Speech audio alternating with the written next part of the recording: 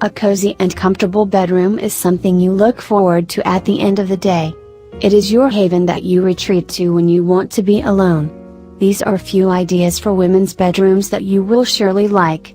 There is a bedroom for each one of you. vis-A copyright core and cost.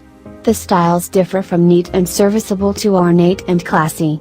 There are some in-between styles that use classy furniture but which would not be prohibitive as far as cost is concerned. A little imagination is all that needed to incorporate these ideas into your bedroom. By far, women are the most complicated, and in a way, it's the reason why men work so harmoniously together. When it comes to interior decorating, the differences between sexes become obvious.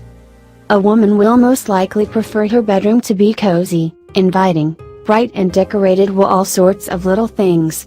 The bed occupies a prime role in the decor, but a woman's bedroom is not limited to functionality. It also has a more artistic side.